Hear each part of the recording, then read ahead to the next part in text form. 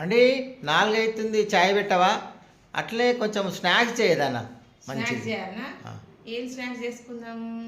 Idea, పునుగులు చేసుకుందాం. దోశల పిండి ఉంది కదా, పునుగులు చేసుకుందాం. రా, ఎట్లా చేస్తాం చూపిస్తాను కూడా. రా, ఇక దోశల పిండి కొంచెమే ఉంది, ఇది పునుగులు చేస్తాం.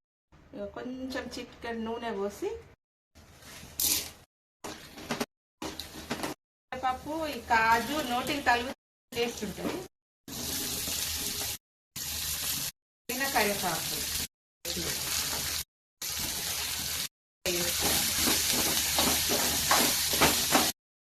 పిండిలో లైట్గా ఫ్రై చేసుకోవాలి, నూనెలో వేసుకొని ఎండే కలుపుకోవాలి. కొంచెం బియ్యం పిండి కూడా కలుపుకోవాలి. మనకు దోశల పిండి తక్కువ ఉంటే కొంచెం బియ్యం అయ్యేదాకా నూనె వేస్తుంది.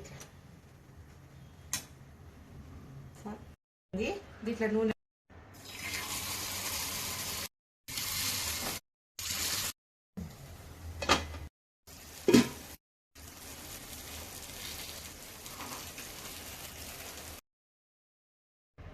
ఇక గుంట పొంగనాలు రెడీ.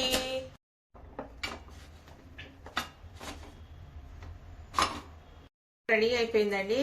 నడు, చాయ్ గుంట పొంగనాలు తిందాం.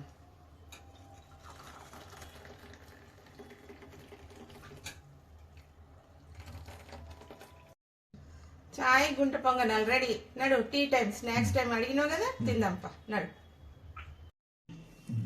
రెడీయా?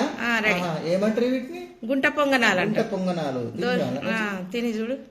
స్నాక్స్ అడిగినావుగా, చాలా వేడిని. అది సూపరా. Thank you.